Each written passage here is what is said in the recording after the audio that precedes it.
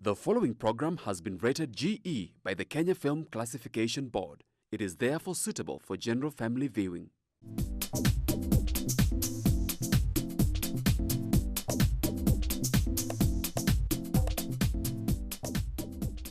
Hello viewers, welcome to Chungu cha Jamii. I'm your host Eunice Mugo. Today on the show we are talking about mental health and depression. What is mental health? What is depression? Why are people in our society falling a victim of the two? This is one of the things that we want to talk about today, and I'm not alone. I have guests who are going to help us to understand more better about this issue. I'll allow them to introduce themselves. Welcome guests. Starting with you, madam. Thank you. My name is Wanjiro Mbaru, but you can call me Shiro. I'm a counselor by profession and a very dedicated mental health activist. And I'm glad to be here. I cannot wait to talk more about this pandemic. Welcome on the show, Shiro. Thank you. To you. Thank you so much, Eunice. My name is Elisha von Boyer, and I'm an IYF member and a beneficiary of Mindset Education. So today we'll be talking about mental health and depression, and I'll be talking about the experiences I've had. So thank you. Welcome on the show, Elisha. So maybe to start with, mental health and depression. What is mental health and why is it affecting a lot of people in our society? Shiro. Thank you. That's a good question. Mental health is really just a state of mental and emotional well-being. So when your mind is not in the right state, you're definitely going to have mental health issues, and that's why it's affecting so many people. Yeah. What would you say on your perspective, Mr. Elisha? For me, mental health, generally speaking, is anything to do with the mind. So we find that there are times your mind might be in stress, might be in well-being. This cumulatively is basically mental health. So there are times the mind is at stress, and there might be situations that come about as a result of this, something like depression. There's also anxiety, there's also panic. So basically mental health is more of, for me, it's more of well-being, and also the other side, where also things can go south. Well, with that maybe, what are the common signs and symptoms for this? Because in most cases, until I see someone collecting trash on the road, and that is when we say this one is mentally unstable. But in the recent time, we are having mental issues where you see someone, but you can hardly tell this person is battling mental health or this person is battling depression. What are the signs and symptoms? What should we be on the lookout, or what would you tell us? These ones, if you see these ones are the traits. I think the first step is to be able to differentiate between mental health and mental illness, because mental health is a state of well-being and mental illness is illness as it is. So when someone is having a mental illness, or even when their mental health is not in the right state, there are ways you can tell. You don't have to wait until someone goes completely nuts and they're collecting things on the streets. If it's someone you really know at a close level, you can tell based on their behavior. Maybe this person is quite outgoing, extroverted, and then all of a sudden they withdraw out of nowhere.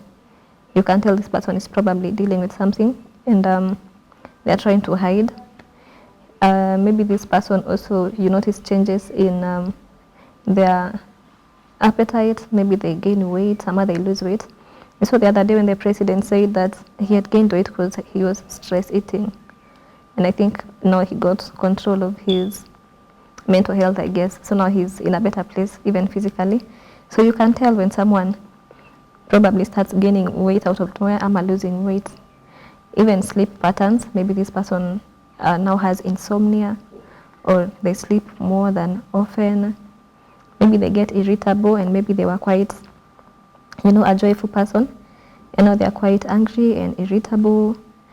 Those are some of the major signs. And what else could there be? I think sana you can tell because of the behavior. Change in behavior is definitely one of the things you can tell.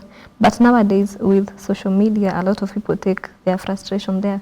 Unaweza pata maybe someone posted on WhatsApp, on Instagram, or they could put up a post talking about struggles and nini. And nowadays people hide even under memes. Someone posts something they're dealing with, but they make it look like it's a joke, but it's really something they're struggling with. Yeah, so those are some of the signs that I'm aware of that you can tell that someone is struggling with their mental health. Thank you so much for that. Ms. Elisha, maybe your take, talking of when you mentioned talking about your personal experience and maybe also talking of people that you have encountered maybe. What are these things that you have seen that you could say this one is struggling with mental illness or wellness of the mental, because like she mentioned about eating stress, like you eat so much when you're stressed. I guess maybe I could be a victim of the same because well I'm stressed, I add a lot of weight because I just want to eat all of the junkies, everything that's anything sugary, anything that is entertaining to me. That is what I feel like, and my grievances are very weird. But when I'm not stressed, when things are working out smoothly for me, then I go back to the either normal weight that I have, or I lose a bit more. But now, having you mentioned that the president is also maybe on the same group, Yeah, maybe you can that. tell us the people that you've encountered. What would you say on the signs and symptoms? Okay, so for me, mental health is a very crucial topic. For one, you can't really know when somebody is experiencing this disease because it's not like malaria whereby the signs can be seen immediately. So behavioral change. You notice somebody was behaving in a certain way, there's a sudden change. For instance, their sleep patterns suddenly change. There's the issue of withdrawal. Some people were quite outgoing at first, then later on you come to notice this person is starting to withdraw or is getting off track. There's also the issue of eating. Some people do cope through eating, but when you view it in the normal sense, you might be saying probably there's an increase in appetite. This person is becoming healthier. There's the need for eating more and stuff. But it generally runs around the circle this person is with. So if you're a friend and you notice person XYZ is not turning up, maybe you're in campus. Your friend doesn't come for classes all of a sudden. When you call, he or she doesn't pick. These things should raise an alarm to some extent, and you should actually go and check on them. There's the issue of sleep patterns. You find that for me, there's a period I would engage in too much work, then I wouldn't sleep enough. Then my sleep patterns actually changed. So the person who noticed immediately there's a difference in how I was behaving was my roommate, and he started raising the alarm. Why are you changing the way you normally behave? Are you okay? You see, because the person who was close to my circle noticed the difference in change. For me, I'd say I couldn't click at first. There's a problem. It's like one of those issues where when you're in, you can't know, but the person who is around you can help you know. So it's more behavioral change. Maybe on that, maybe when you said it was your friend who noted first, what are the roles of friends, families, and the society should they play when it comes to issues to do with mental wellness, illness, and maybe health in general, madam? Family and friends definitely have a role to play, which is reaching out to you first. if you're my friend and I notice certain changes in your behavior, and I'm a bit convinced that you're not okay, the first thing I should do is reach out to you. I need to ask you, how are you? How are you holding up? What's going on? And if you're not even willing to tell me, to talk to me about it, I'm not going to pressure you about it. But I should definitely reach out to you and direct you in the right way. If you need psychological intervention, I'm going to help you, get a therapist, get the right circle of people around you, and, try to enable you be in the right environment that doesn't affect your mental health. Maybe you could be triggered because you're at home and maybe you have a toxic family, And if I'm able to help you maybe get from that situation to a better place where you feel more safer and able to cope. So it's a collective duty for everyone from family and friends to be able to reach out.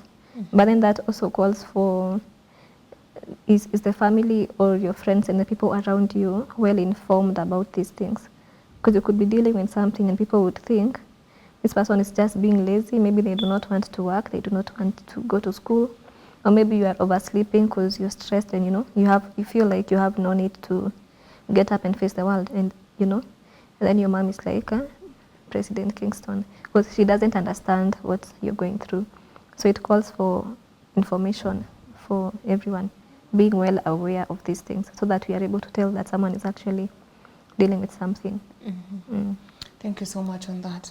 Maybe as you add up on what she has said, would you say when you are going through this, other than your friend noticing it at first, how did your family take it when they saw, or did they also learn when you went home? Now that you're in school, when you went home, did your mom notice? Did your sibling notice? And if not, when they noted, how well did it come in handy to support, or what challenges maybe did you face?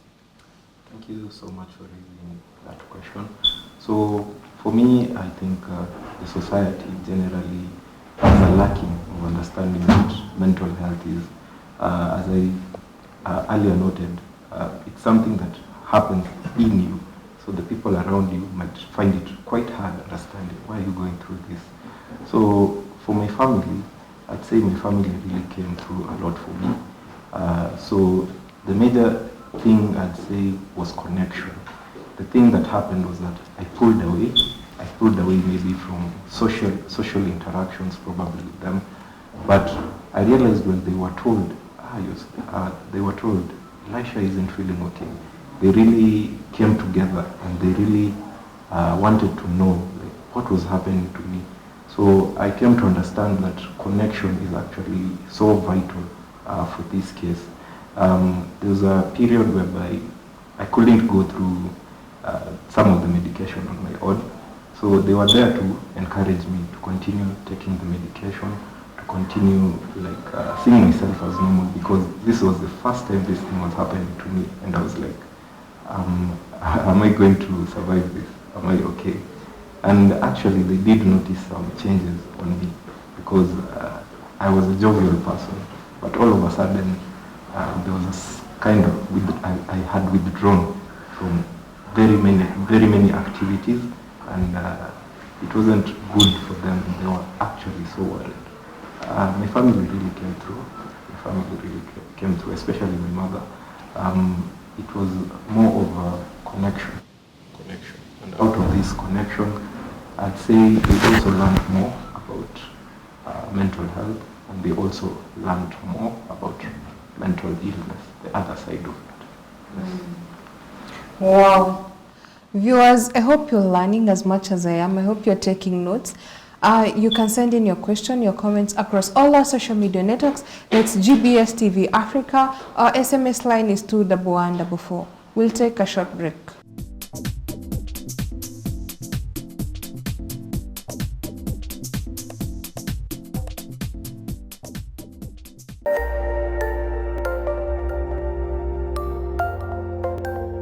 Everywhere, GBS.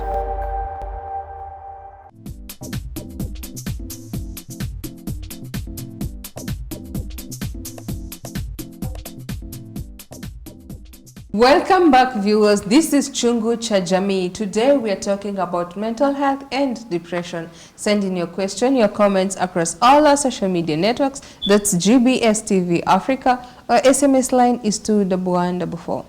So before we went on a break, Elisha, you were telling us about how your family came through for you during this time that you're struggling. Maybe adding on that, could you tell us how effective should someone get support in regards maybe from family, friends, and also not overstepping when you are receiving or when you are giving the support? At any one time, did you feel that your friends, your family, the society is overstepping when they are coming through for you? Okay, thank you so much, Eunice. There's a clear line or a boundary when somebody is actually old. There's a viewpoint of you can help yourself, and then there's the viewpoint of now you're sick, the mental illness has come, and people have to care for you. So it's quite difficult and it's quite challenging. And at times, when your family comes through for you, there were periods where I would feel like, am I becoming useless? I was never born this way. How come God is allowing this to happen? A lot of questions came into my mind. And I'd say those were the periods I was going through the awakening or the knowledge of this disease, and being a person who was going through it, I was being awakened in such a way to realize that a person going through such a situation actually needs this connection. So there's a battle that happened in me, and I was constantly thinking, I was never born this way. Why is this happening? But trust you me, the connection is actually very, very important, especially with the people you love, especially with the people you connect with. My friend actually came through for me so much. I wouldn't have understood what was happening to me if I was all alone. My family, when they came through and they ensured I underwent the necessary medication, I think viewing it from this standpoint at the moment, I'm like, this was what I actually needed. I needed it. But when I was in that situation, I was like, you guys are overstepping. But I really think it's needed, yes, for you to pull out of that situation. Oh, yes. Thank you for that. Maybe Shiro, from a professional perspective, how can we offer effective support without overstepping? How do your patients, when they are coming to you, what are their concerns? What are their grievances? Good question. But they're not called patients. They're called clients, because a patient makes it look like, Okay. Yeah, but it's fine. So some of the ways you can help someone without being a professional, like say at a friendship level or even a family level, is being there for that person. Because if this person supposedly is withdrawing, they might be in need of even human connection, any time. And you can't know if you are overstepping unless you try to help this person. Because if maybe you showed up and they feel like you are overstaying, or you are coming into my space, then maybe they can direct you on the right way to help them. That's why it's beneficial to ask someone. If they let you know that they're struggling, you can ask this person, how can I be of help to you at this time? And they will let you know. Maybe I want, you could come chill with me, we could take a walk, we could go for a movie, we could cook together, we could, small things that are going to help them feel better. It's best that you ask someone how you can help them without assuming that this person needs this form of support. Because if maybe, and especially with our generation, if you notice someone is struggling and not necessarily even struggling, you can tell when someone just changes. Maybe they're withdrawing, and with our generation, the first thing tutakwambia, tuende tulewe, tupige shots, tushike kimoja, and maybe this person doesn't want that kind of support. It's best, the point is it's best to know when mtu anataka kusaidika. It could be being there for them physically, helping them with small duties, maybe going to their house, washing their clothes, cooking for them, spending even time in silence with them, you know, small things that bring so much value to them at that particular moment. Or maybe when you're answering this one, it's coming to my mind, this one is someone who is aware that they are going through or they are battling the mental illness or maybe depression on the same. But now, with someone who doesn't know, and I'm thinking, we've been going out, we've been having sherehes, we've been going for road trips, but now all of a sudden I'm calling you and you're like, I'm not in the mood, and maybe you're like this grumpy, this moodless. Even when I'm coming, I'm like, I'm coming to see you and I'm not around, only to come and find that uko kwa nyumba umejifungia. How now do you even start to walk this journey with this person? Well, maybe this person who is going through it is not ready to open up, is not ready to share. They just want to hold themselves together. And if I'm caring enough and I want to embrace them, I want to be there for them, and they're pushing me away, to what extent, as a friend, should I stay pushed away, or how long should I persevere to say, I'm here to stay, whether you push me or not push me, I'm here? Good question. But if you notice that your friend is changing, as you said, and you show up for them, and you need to reassure them constantly. Yeah, keep reassuring them. You don't have to point out that I think you have a problem. Maybe they're not even aware themselves that they're dealing with something. Just be there for them, reassure them. And if you're not even able to be there for them physically, like showing up to their house or wherever they are, send them reassuring messages, text them, I love you, how are you doing, you know, I miss you. Send them interesting things, memes, not those ones that are hiding mental health issues. Keep reassuring them, being there for them, reminding them that you're there for them. If it gets to a point where this person keeps on pushing you, I think that's when now you involve professionalism. You could help them get help from let them know, I think you're dealing with something, and it would be best that someone helps you in a professional manner, because maybe penye nimefika, this is the best I can do. Yeah, and then so you help them get professional help. So maybe, Elisha, coming to you, Yes. when you're talking about all this, for you, you said at that particular time, you thought that you don't want all sort of help, you're feeling useless, you're feeling like they're doing too much. But now afterwards, that is when you realize, by the way, I needed all this. Yes. It was all for me. How much did it affect, now that you're in school, did it affect your academics? Did it affect, like you mentioned, you said it affected your social life. To what extent? And given that family stayed close, is it only your close family, maybe mentioning nuclear, or did just everyone who came to know that Elisha is going through something, that they came in and not also, I'm not from the school of sort of, if I'm seeing you, you're not doing well, I'm like,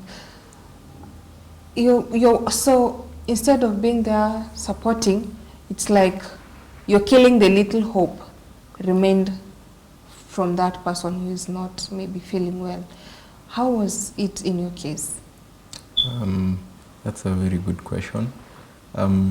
First of all, what I realized is when you have mental illness, you can be in a state of denial. True. So being in the state of denial was when I realized, like, why are these people doing this? Then after coming out of that, then I realized it was needed, okay. So at a point of view, it was not only my immediate family, though they were the major party because I interact with them so much. I'd see them on a daily basis. I'd also get some calls of reassurance from my nuclear family. They'd call to ask, what's wrong? They'd ask, how are you going? How is the going? Are you okay? Is there any improvement? They were involved in 1, 2, 3 ways. But basically speaking, the immediate family is what I normally could interact with. Then the friends too. They were the ones who were so close to me at that moment. And then the denial issue, once I had come to like connect with them and see how their concerns and understand the point of view they are coming from, I understood. I understood. Yes. So how can we break from stigmatization of this issue? Because when you're talking about depression, when you're talking about mental illness, when I learn, maybe Shiro, putting as an example, is going through this, and I'm like isolating myself from Shiro. I don't want to be associated with you any longer. Not understanding what you're going through, or maybe walking your journey, and asking myself, if I was the one in so-and-so shoes, would I want to be treated like that? How can we break away from this stigmatization, Shiro? Good question. I think the stigma surrounding mental health is not even physical, about maybe someone deciding not to be there for you. It's more of even spreading misinformation and saying, I recently saw a tweet where somebody was saying depression is an illness of the rich people. Na sisi wenye hatujafika hapo ni mahangaiko tuko nayo. You know, that is misinformation, you know. Okay. And I think the only way to break the stigma surrounding mental health is information, and definitely having such conversations where people get to learn more and to understand more, because still people don't understand the difference between mental health and mental illness. The moment they hear the term mental, anaona sasa hiyo ni kuchizi. So when you're trying to talk about mental health, this person in mind, the picture they have ni mtu amechizi anaokota makaratasi. They do not understand it comes in various forms, even, you know, anxiety, depression, and other, even addictions, and other several mental health illnesses that people are dealing with. So the best way is information to let people learn and understand what mental health is. And this could happen, if it was possible, maybe we could have it as a curriculum in school. So like, is it the same way we used to learn? I mean, it could be added somewhere. Maybe when you get to high school, you get to understand what mental health is, because it's an issue that's bothering people from that age, adolescence, when you're trying to grow your self-esteem, self-acceptance, and then if you're not able to build yourself from that age, you're going to deal with so many things later in life. You are a 30-year-old, 40-year-old, and you have esteem issues, you have these things you're dealing with because of maybe something that happened to you. So I think information is quite the best weapon, and definitely conversations. We cannot be having conversations about mental health behind closed doors. It needs to be open. It needs to be out there that this is something that is happening. It is something that is affecting everyone, from men to women to young people, and we need to bring it to light for people to understand what's going on, so that when someone has to say something about mental health, whether in person or even online, they're spreading the good information, not misinformation, and not also, you know, just stereotyping and whatnot. So information, I think information and conversations for me would be the best weapons. Thank you for that. Elisha, maybe as you add on to what you are talking about, how we can break from the stigmatization surrounding these issues, maybe you can also paint for us a picture. What is it that, when someone is going through these issues, what is it that goes through your mind? What is it that you expect from us? What is it that you want to see changed? And now that you're much better, free from it, what at that time, what would you prefer to be done? And now, what can be done? And maybe what can you do? Or what are you doing? Okay, that's a very nice concern. So we realize that the media needs information. the media needs to be educated about mental health. Then another important thing Shiro has mentioned, conversations. We need to come out of the closet. We need to come out and speak about these issues. We need to be open. So this thing is there, and we need to find ways that we can calm the situations. You see, when it was noticed on my end that I wasn't okay, there was a program that I was connected with, and it's a very nice program through the International Youth Fellowship. And through this, I realized that there's a lot we need to be educated on. And the pillars of this organization are change, challenge, and cohesion. So you're told that a change of mindset needs to be there. First off, challenges are also good. There's change, then after moving from change, there's challenge. So when I was introduced to this kind of education, I realized that challenges are actually good. From the viewpoint of before receiving this education, I was like, challenges are not okay, challenges are not good. Then there's the aspect of cohesion. The aspect of cohesion is brought about by telling you that actually fellowshipping is good, coming together, and I think the issue of conversation will come up, and people will actually know that mental health is a thing, and they shouldn't stigmatize somebody for going through that. Then I realized when I was in that state, probably I couldn't understand some of the things the people around me were trying to do for me. They were trying to have a conversation at times, but at times I'd feel they're too pushy. You see, there were times they will try to offer like other solutions, like get involved in this place or this area. But I thought it was pressure probably. So it comes from a viewpoint of the one going through it and the society too. But the major thing for me is informing the masses and actually bringing out more programs that will challenge the youth to see that challenges are not bad. And when they come, you can actually find ways to go around those problems. Yes. Wow. With that,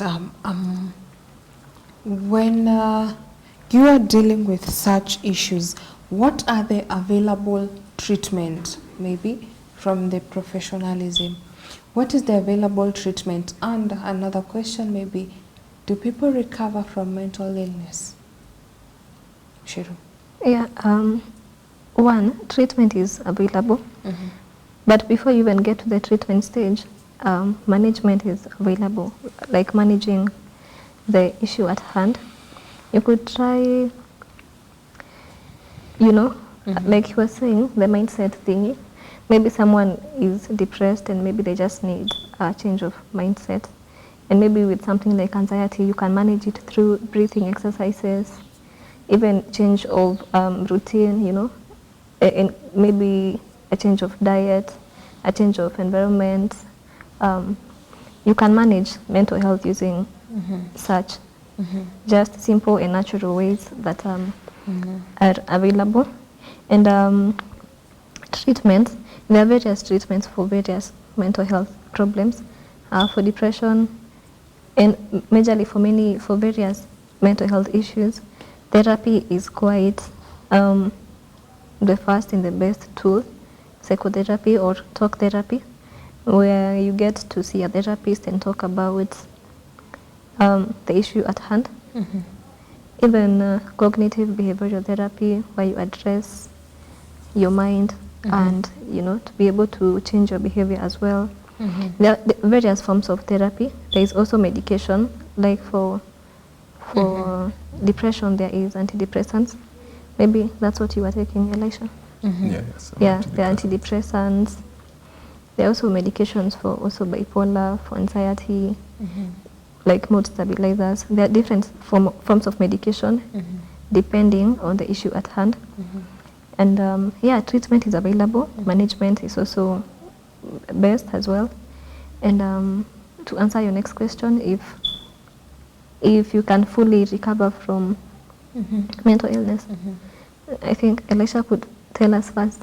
based on his personal experience. Yeah. Do What you is your think? take on the semester, Elisha? Would you say that people recover from it 100%, or would you say, maybe for lack of better words, would you say it's like someone who is addicted to alcohol? For those who go for rehab, they also have seen in movies, I don't know if in Kenya it happens the same. There are those coins that you're given if you stay a year without taking alcohol or It abusing happens. drug, to just show how strong you're coming out of it, out of the addiction. Can you say that one can recover 100%? Because statistics shows when you're talking about abuse and drugs, and they say even someone can stay up to 20 years And still relapse. sober. Yes, exactly. But relapse if exposed to situations, maybe stress, maybe pressure at work, maybe termination of the job, maybe deals going south. You had put so much effort, so much money on certain things, and then all of a sudden they go south and you're like, what? I'm missed. Would you say that one can recover 100%, or it's a 50-50? There can be a relapse somewhere. But before you answer that, let's take a quick commercial break.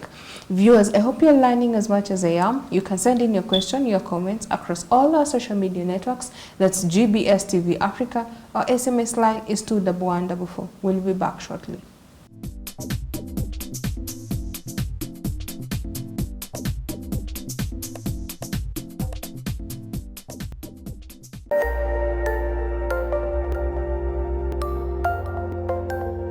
Everywhere, GBS.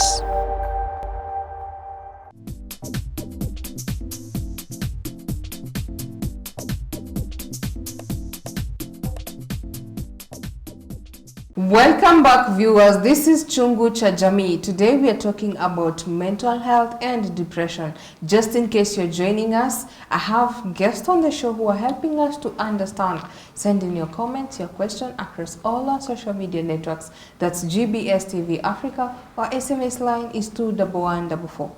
So before we went on a break, Elisha, I was asking, do people recover from mental illness or mental health 100%, or would you say it's just manageable? As I had mentioned, for those people who are going through addiction, they say they have recovered, but only to realize maybe even 20 years down the line, 10 years or maybe more, if exposed to challenges, they relapse and end up going to the same behaviors.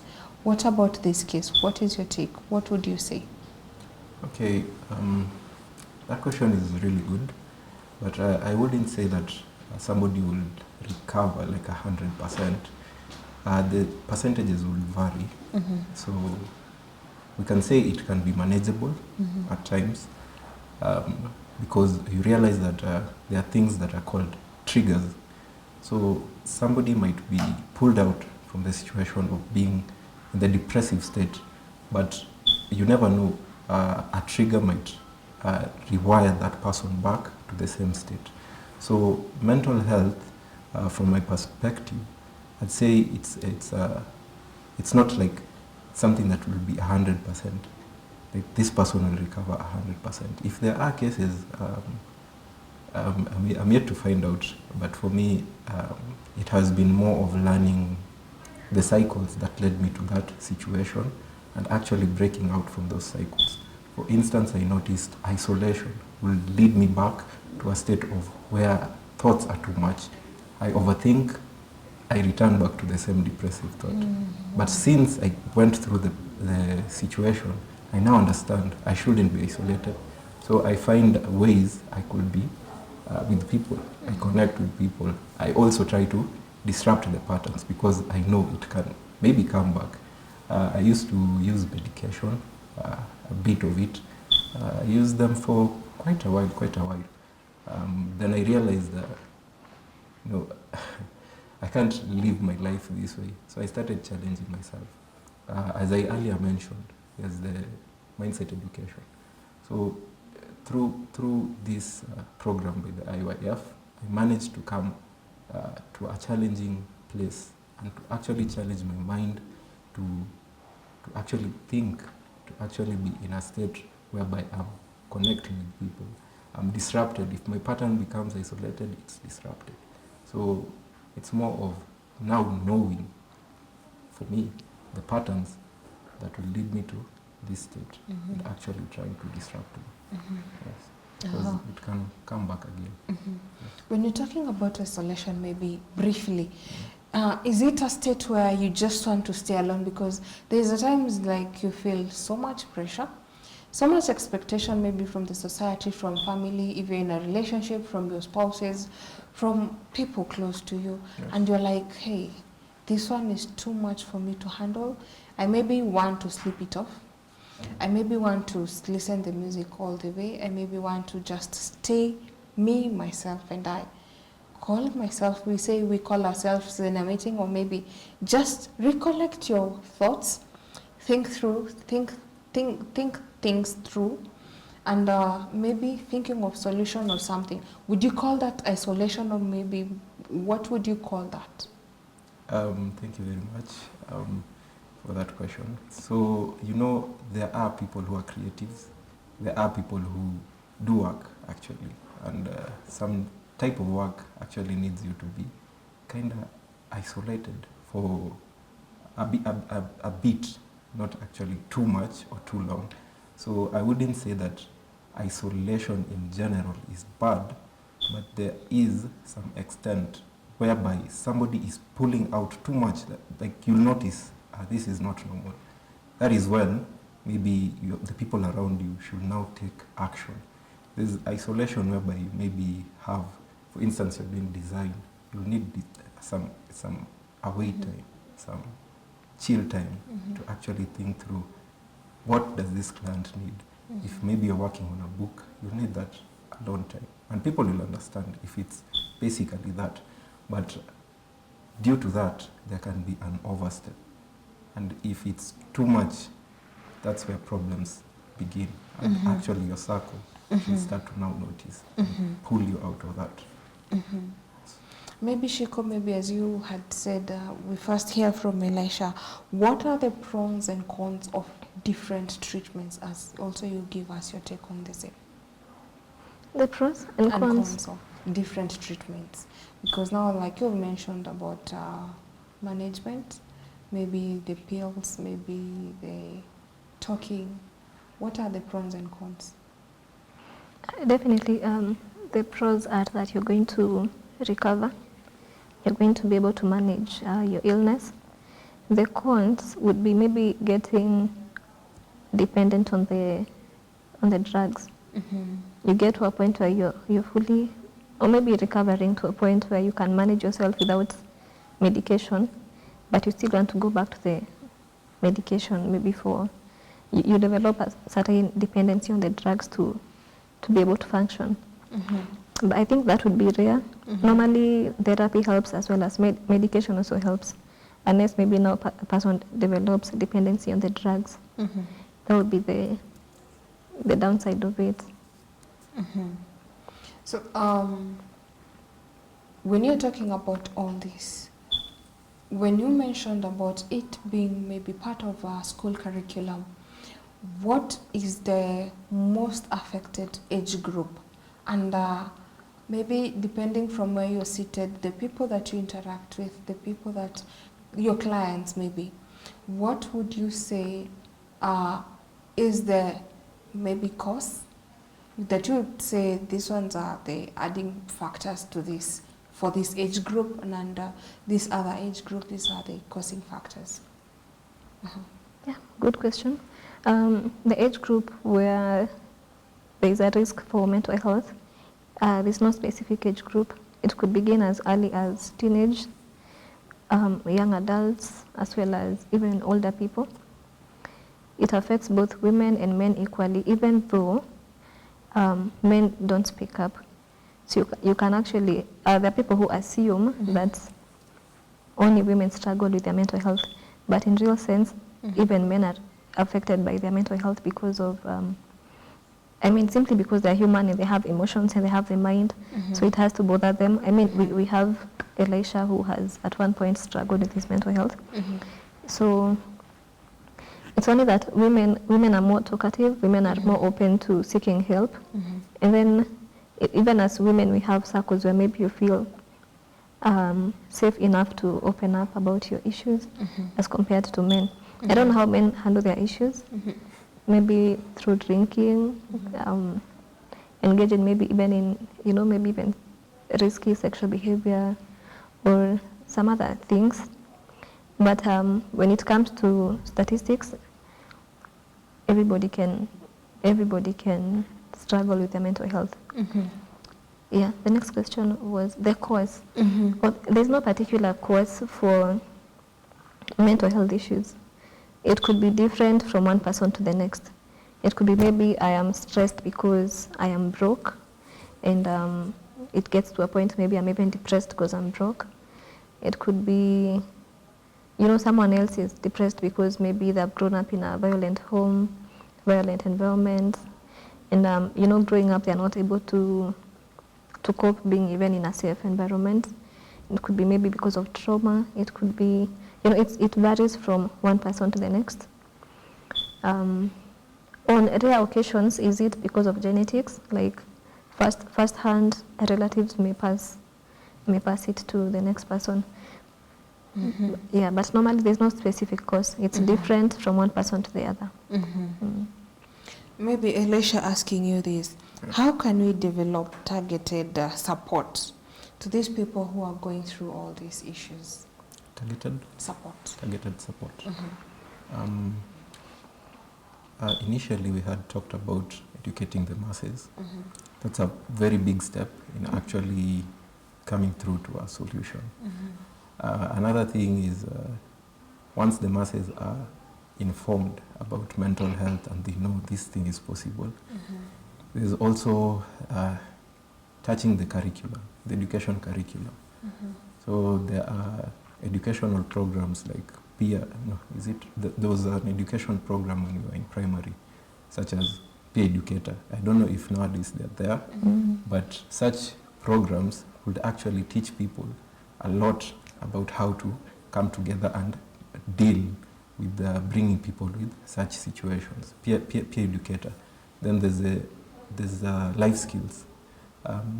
There's a topic called life skills, and in life skills, people are actually taught about the things that affect us as a society. We are social beings, and when we connect, we find challenges. In the workplace where you are, you might be encountering stress, maybe due to the workload. You might be encountering challenging bosses. You might be encountering challenging workmates. But also in a workplace setup, if they realize that truly mental health is a crucial thing, they should also involve things like a therapist. Is it a therapist or something? Somebody whereby if the employees are feeling like it's too much, they can go and that is a way they can curb it. Then I think something like mindset education. I've talked about it so much. I've seen how it has worked wonders to many people, also to myself. And the curriculum needs to be changed. It's not just focusing on academics, but also to focus on what if this person gets a challenge? How will these people manage these challenges? So peer educators, there's life skills incorporated in the curriculum. In the workplace, there can be counselors and peer mindset education. These things can actually roll out change and bring some active action to cater for people with mental issues. Thank you so much for that. Maybe Shiro, maybe you can add maybe briefly, what is your take on the same? What would you say? I agree with him. There is a need for education, both for the young people, the older people, the society at large, and also making mental health care available and a priority for everyone. Because I think the government needs to do something at this point whereby you can easily walk to a hospital or even an institution and get mental health care, mental health support, without having to cough out millions of money, because most people do not seek help because it's expensive. Therapy is expensive.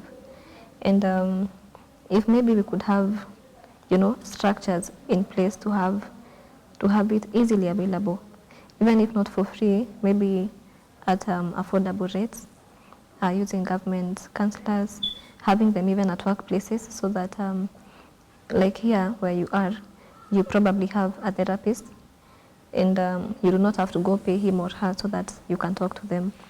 I think education is paramount, as he said, and also making it available. It needs to be, it doesn't have to be like a secondary need. It should be somewhere as a basic need. For mental health care should be a basic need. Same way we take care of our bodies, same way we take care of, if you get a small cut, if you get, ukikohoa kidogo you rush to hosi, we need to have it readily available. Such, you see the way we see chemists everywhere. Imagine if we had mental health care practitioners. So if you're stressed, you can just walk in, talk to someone. Maybe you just want to vent, maybe you just want a hug, without having to wait until it gets to a point now it's unmanageable and you need serious support. Maybe briefly, do you have institutions where, like you mentioned, someone wants to vent, someone wants just a hug, someone just wants the quiet company with you? Do you offer such services from your end? not at the moment. Yeah, because we do, but at a fee. But I'm talking about making it easily available, so that of course I'm going to offer a hug for free. But if you need someone to talk to, I will also do that. But if it gets to a point where you need now counseling sessions, that's where the money is going to come in. Yeah, and that's why it's a need. It's something that should be done. My director is telling me we are running out of time, maybe briefly less than a minute. Could you give us your parting shot? Maybe we can start with you, madam. I would like to urge the viewers to take care of their mind, because mental health, for me, it's the biggest, that term is not coming. It's the biggest asset anybody could own. Because the moment you lose your mind, you're going to lose everything. And you cannot separate the mind from the body. But if you're only taking care of your body and not taking care of your mind, there are going to be challenges. So I would like to urge viewers to take care of their mind. If you're struggling, just know you're not alone. There are so many people dealing with the same, and help is available. You can always get support. You can always get help. And do not suffer in silence. Do not feel that now that I'm dealing with this, mtanyamazia until it kills me. You do not have to suffer in silence, because so many of us out here care, and we are ready to help you. We are ready to lift you up and to offer you support. Thank you for that, Mr. Elisha. Maybe your parting shot briefly. So me, to the viewers, is actually to inform you that mental health is an issue, yes, but it depends with also which side you're viewing it from. When you lose your mental health, there's a lot of things you can do. So check constantly, are you okay? Connect with people. Do not isolate yourself. Another thing is that maybe to the government, as we mentioned, we should make maybe access to mental health matters, where people can find maybe therapy, can find somebody to talk to. If it could be made easy, it would be okay. Then always know that this world, it's not based on what you see on the screens and your phone, basically. That world, you don't know the kind of work people are putting to generate such things for you on the screen. So just know that challenges are there, but it doesn't mean that once a challenge comes, you can't overcome it. You can overcome it by changing your mind and seeing it in a very different perspective. If you have somebody going through mental issues, just be strong, be there for them. Thank you. Thank you so much for coming. It's a pleasure hosting you and also talking about this issue. I feel that you've not exhausted the topic. A lot needs to be learned and not a lot needs to be said. I can feel that we maybe touched an eighth of what is needed to be discussed or what is needed to be put out there for people to learn. Maybe before I wind up, it's a yes or no question. Do you feel as a society that we are there when it comes to knowledge and information about mental health and mental illness? No. What about you, Alicia? Not really. Not really. Yes. Viewers, I hope you've learned as much as I have. I hope you've taken notes. I hope now you're in a much better position to help maybe your friend, your relative, or maybe you're also going through the same. You're much in a better position maybe to accommodate the help that is being brought to your attention. This and much more that you are learning here at Chungu cha Jamii. Today we were talking about mental health and depression. Continue sending in your question. Let's continue this conversation offline across all our social media networks. That's GBS TV Africa. Our SMS line is 21144. Till next time, have a nice time. Goodbye.